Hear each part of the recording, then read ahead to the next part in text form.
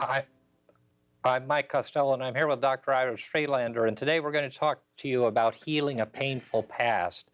And it doesn't matter who we are, what kind of life we have, or what our experiences are. All of us have some kind of a painful past to deal with, don't we, Iris? Well, indeed we do, and sometimes it might even be imaginary. If it's imaginary, it's still real for the person who's imagining that. So we just need to review uh, how we deal with our past, and then make a plan for how to not go into a painful situation with every painful memory. Uh, Living, one of the things in New Thought that we talk a great deal about is living in the present moment and not stepping back in time or stepping forward any more than we need to. But so often in our lives, it seems that we do go into those painful, or go into the past and go into those painful experiences. And it's interesting to me as we work through it with people in counseling, and I know you counsel with a number of people, as do I, and there are so many people who relive the pains of the past, or the sufferings of the past, or the regrets of the past. And each time the wounds get deeper and deeper, don't they? Indeed. And that is too bad, because we're taking a lot of energy when we do that. We're wasting and just frittering away a lot of our energy. And we just have so much energy. And so if we spend a lot of energy in the past and a lot of other energy worrying about the future, we don't have very much energy for the present time. And a lot of people might even create health problems for themselves for that very reason. So we should really keep our consciousness in present time. And anyone listening, there might be those listening who would say, well, that's easier said than done. It might be, but it's worth doing. And when we keep our consciousness in present time, we're neither fretting about the past nor worrying about the future. So I would just suggest to everyone that they make up a program of how they think about things. And also, when we need to relate something that happened in the past, the more energy we put into that, the more difficult it is for our bodies to bounce it off. So to just be factual and not put energy into when they review, if they must review. Mm-hmm. And that mind, body, and spirit connection is so much a part of what we talk about and teach at the center and at the church and in our lectures and counseling work. And that there is that strong connection, isn't there, between the way that our minds operate. And of course, from a physiological standpoint, a scientific standpoint, we know that there's a lot of empirical data and scientific data that provides the connection between the two. But we know from the firsthand experience that the physical body is so often affected by the way that our minds operate. And we can, in fact, make ourselves sicker and make ourselves more susceptible to illnesses. And I think before we get further into that, we want to be real clear on the fact that every illness and every sickness is not caused by mental processes, although certainly some of them are. And but this issue of reliving painful past experiences can absolutely have a devastating effect on our physical bodies. Yes, it's been scientifically logged that certain emotions, specific emotions, will cause specific illnesses or cancer. And there's when men, and very often it'll be throughout an entire country, men feel helpless and hopeless, and they feel that they can't act. For example, if they're not able to defend their country, if that need is there, or if some national problem is in process, then the men would be more apt to get prostate cancer if they feel hopeless and helpless in their position. And Dr. Caroline Mace was using that as an example, and she gave a specific country where that cancer rate rose among the men in that populace to a very high extent when they were unable to fight to defend their country for specific reasons. And then it's been proven that women are more apt to get breast cancer if they are having family problems, interfamily problems. And so we can look at those figures and just take to heart that that it does really help us if we do not go into that modality of thinking. And so again, it's easier said than done, but it's worth the effort. The issue of reliving a painful experience, and probably too, before we get farther away from it, we need to really be clear on the fact that there are a variety of levels of hurt and pain in our lives that require different kinds of help and assistance in terms of dealing with those. And so as we're talking in generalities, and we do always talk in generalities on this program, we're not at all painting all pain and all suffering and all hurt with a broad brush. And so there are certain kinds of deep emotional issues, psychological issues that need professional help. And we certainly would be the first to send people to get that professional help. But we're talking about the process of the pains and hurts of daily life that seem to mar some of us more deeply than they do others. And I'm just thinking about how many people we've come across over the years who are really devastated by what is said to them or what is done to them in spoken word. And so that internalization of the spoken word becomes, for some people, a very devastating and painful experience. Yes, it's been said conclusively that people never forget how you made them feel. So if we made them feel happy and feel their self-worth, that's one thing. But if we make them feel degraded, that's another. And I think that's one of the things that causes illness, when people are not able to fight back against an adversary. Usually it's a family member or someone that they work with very closely. Don't you think so? Often, yes, often. Yeah. And then, of course, on a personal level, relationships. And, of course, there are varying degrees of relationship hurts that need different kinds of and different levels of intervention. But relationships, one of the things I think that is important to understand is that relationships are evolving and progressive experiences, and that all relationships are changing.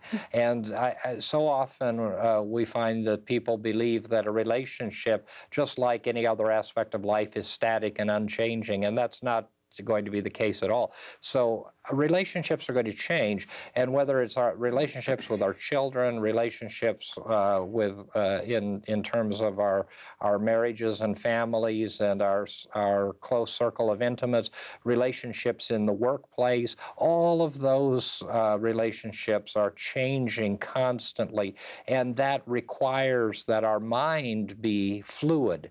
And that's one of the things that you and I have talked a lot about with people, is keeping our minds fluid and keeping our minds open to the reality that every experience in life is changing, and the constancy of life is really not a guarantee ever. And so often we do believe that we can hold on to those things, and of course we can hold on to a lot of wonderful thought processes, but when we begin to hold on to the hurt, then it begins to become more devastating and more damaging to our internal person, to our spiritual being, to our mental state, and to our physical being.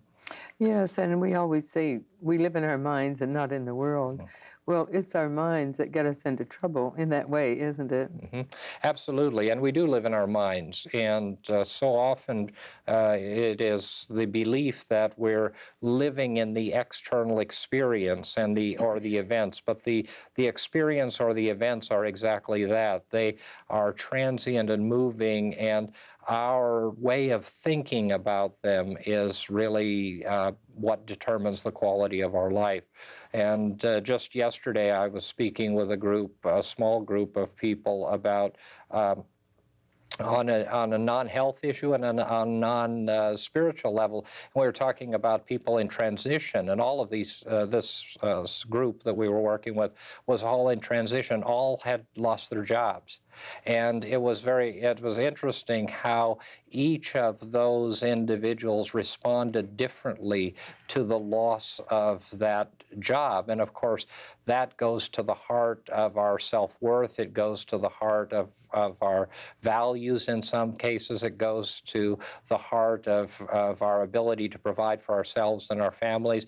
But as we went deeper into the process, we began to see that some people saw the loss of a job as far less devastating than others, and that the difference had to do with what was going on, of course, as we know, in the process of their thought and their minds, not in the process of the experience. All of those people had lost their jobs. All of them were faced with the same challenges. Virtually all of them had come from the same socioeconomic background and had obligations, and yet the response was different, and the response came from mind. It didn't come from the event. Well, those people who study astrology would say probably they were of a certain astrological month, because some people just take adversity and change far more with more equilibrium than others. And everyone who's listening, and you and I, knows people who do that. And it seems that there are certain ones, and I won't say the ones, but there are specific ones who seem to worry more and fret over everything, every new change in their life, and be more concerned about the future, feeling it's uncertain in a negative way instead of enjoying change and welcoming the new process into their lives. So they, if they're of that type, then they're going to really suffer when something unexpected occurs over which they have no control. Right. You just touched on something that's tremendously important, and that is welcoming change, and responding. And then, of course, the aspect of positive and negative thinking. And again, that's not to judge people. It's just the ideas that we share and the concepts that we talk about in this program and everywhere really have to do with empowering techniques that allow people to live more abundant and fuller lives. And so it's very important, I think. Yes, it is. And everyone who's listening might just review their own life and see how they face change, and then see what they can do to change their lives. And we've all had to do that from time to time.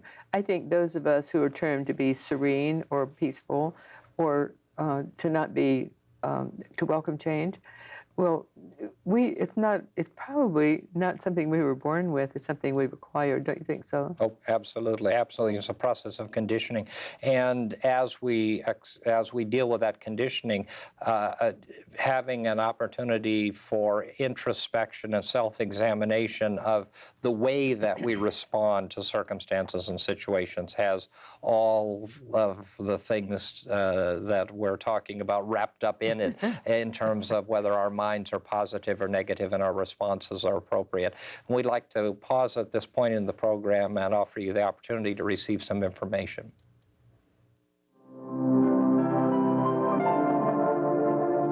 We would like to offer you the opportunity to receive one of these free booklets to further your understanding of the New Thought message of confident living. Each month we will feature a different booklet, which will be mailed to you free and postage paid. Simply address your request to Confident Living at P.O. Box 7726, Long Beach, California, 90807.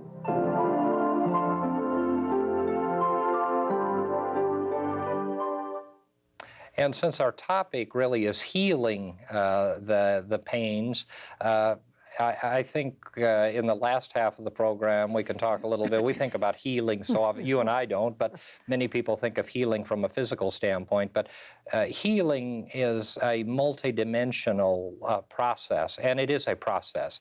And so some of the techniques that people can use to bring about healing of pains or hurts really are, of course, centering, the introspection, the meditation, reaching out, getting help.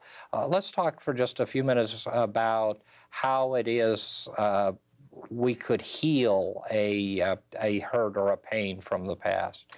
Well, first of all, some great one, I think Socrates said, know thyself and thou knowest all. We have to know ourselves and know what makes us really feel depressed, down, unhappy, futile, and so forth. And then see what we can do to bring that change about. And so, first of all, we have to know if we're rigid, we're rigid. If we can't face change with equilibrium, then we can't. So, but we need to know that how we are, and then see what we can do to change it. And I think from our counseling work, we've seen that that is true, that people have to know who and what they are, and then how they can make that change. And then they would have to define their problem. And sometimes the problem doesn't lie with other people, it lies within the individual. Sometimes it lies with other people. So if it lies with other people, then we have to deal with that in a way that we don't get concerned what other people say, do, or think, but just be responsible for ourselves. And that would be a beginning, wouldn't it? Absolutely, it'd be a beginning. And another beginning point is this issue of looking at how our conscious mind operates and looking at what is present in our subconscious. And of course, there are a lot of different things we can do, counseling and regression and a variety of other things to get into the subconscious, but we don't need to get too clinical. But just from a non-clinical standpoint, we believe, you and I believe, and New Thought and metaphysics believes that there is the potential, and of course there's a whole school of psychology that has emerged that has a belief system that is strong and sociology, that we can change the responses of the subconscious mind. There are a lot of good clinicians and professional people who say that that's not possible, but we differ to disagree. And so we believe that if we do change the subconscious response, that we can then change the conscious response. And we live in our minds and not in the world. And since that is a reality and that is truth, then if we operate from that perspective, we know that we can change our conscious mind, and conscious behavior can be changed readily, much more readily in some cases than subconscious mind. But subconscious mind can be changed through meditation, through relaxation techniques, through affirmation, through visualization, through counseling, and any number of things. So that changing of the subconscious response. Just the other day, I was giving a lecture talking again about how we respond to the thinking, and of course you were there, you're always there when I'm speaking, but talking about the subconscious response that we have to dentists for the most part. So we can come to change the way that we feel about dentists if we choose, or change the way that we feel. And we need to remember that that subconscious mind is constantly absorbing data and information from all sources. And so having that understanding and realization, we need to, in many cases, work at changing the subconscious process and altering our state of consciousness or awareness. Yes, and that was a very powerful talk you gave on Sunday at the spiritual development meeting last night. Several were talking about that talk, and one said, that certainly was a powerful talk Pastor Mike gave on Sunday, and then they were discussing it. So it really hit the mark. And I think it hit the mark in part because that's where we are today in our society with all this uncertainty and fear. And it really helped people see within themselves and see in the direction in which they were going in that way. Mm-hmm. And as we look at our conscious mind and our conscious response to circumstances, we can get a window, we can begin to get a glimpse of the subconscious.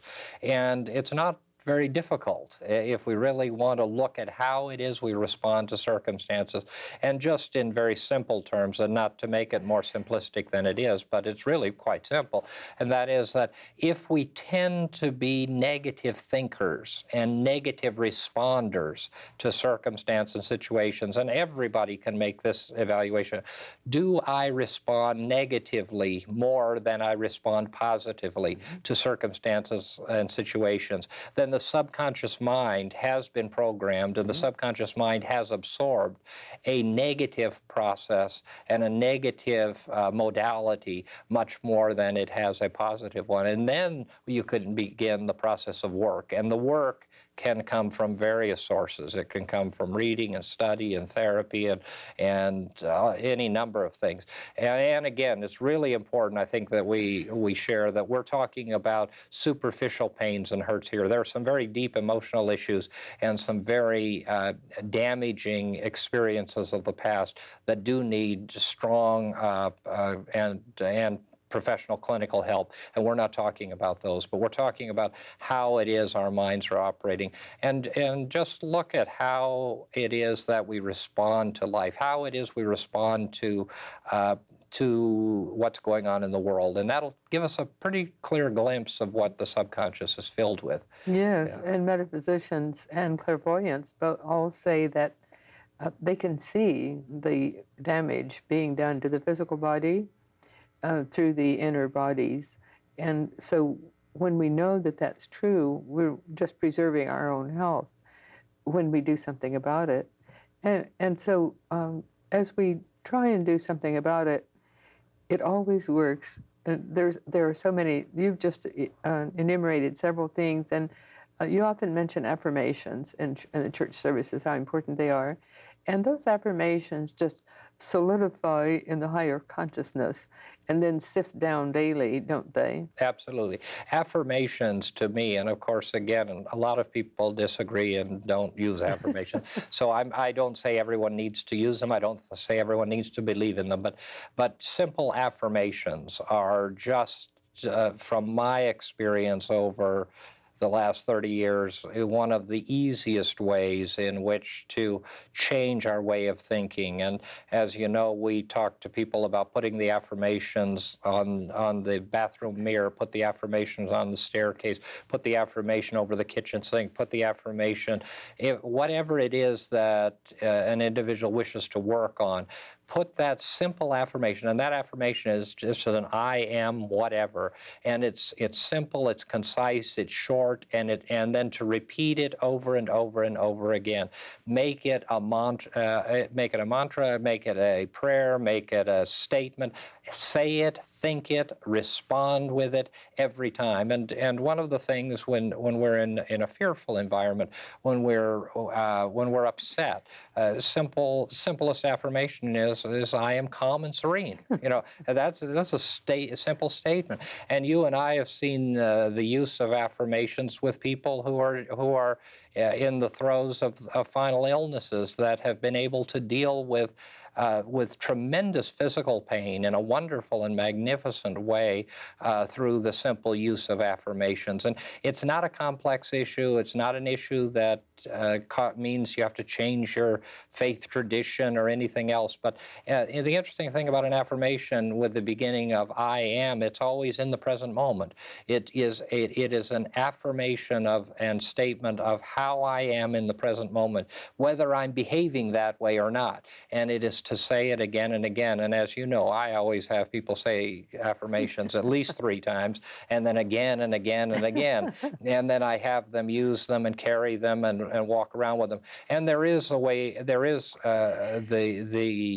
tendency sometimes for us to be too dependent upon affirmations, and I think that's not the goal either. The goal is for us to be able to operate without affirmation, but to have affirmation a part of our being, and so much a part of our conscious and subconscious being that we're able to respond to the negative aspects of life, to the pains and the hurts and the changes, the negative changes. Embrace the good ones and hold on to them. And just use that as support, not as something to prop us up permanently. There's a lady named Carol Hansen Gray who gives workshops. She's made a career of certain affirmations, and she started saying, she weighed 250 pounds, she said, and she started saying, every cell in my body vibrates with vitality, health, youth, and beauty. And she stood in front of the mirror and said that, and she said it took her 5 minutes or longer to stand and look at herself undressed in front of the mirror the first time she did it. But when she had done that for a month or so, she found she was losing weight. And that wasn't her point. she was just trying to regain her self-esteem because of certain things that had happened in her life. But as a consequence of saying that over and over, she lost the weight that she needed and wanted to lose. And I've seen her photograph now. She's a very trim, like size 10 person. So that's one proof how we can change our lives if we wish to. And whatever anyone wants to change, they can find an appropriate affirmation and then use it and know that the change is in process. And we have to believe in ourselves and believe in the process, don't we? Absolutely. And in the last couple of minutes, we don't want to get away without talking about visualization and meditation, because that's very important. We both use those techniques and share those with others. That's really important, isn't it? Just center. Yes, it totally is. And you can tell the people who meditate, and we've read about people who look so calm and so serene all the time, and they always meditate. But we know, as we look out at people, who does and who doesn't. And it's how they feel about themselves that makes the greatest difference in the world. And it's not how they react to situations, it's how they feel within themselves. And then everything else seems to fall into place and take care of itself, doesn't it? Mm-hmm. And it is almost miraculous, but it's not miraculous. It's normal and natural. That's the way life's supposed to be. Yeah. Life is supposed to be positive, and life is supposed to be joyful, and life is supposed to be fulfilling. And it doesn't mean it's supposed to be easy, and it doesn't mean it's supposed to be free of all kinds of suffering, but it does mean it's supposed to be good. Yes, indeed. And it means that we're able to face any adversity, which we're not just normally and naturally faced. And as we do that, then we are spreading light and love throughout the world. And that's really our purpose here on earth, is to help each other by sending out light and love. And it's a process that is naturally occurring as we are positive in our approach to life, and the opposite if we're negative in our approach to life. Absolutely. And we want to share that reality and that truth with others and empower them to have a full and happy and free life. And so we hope that the information that we shared with you has been useful. We look forward to seeing you next time.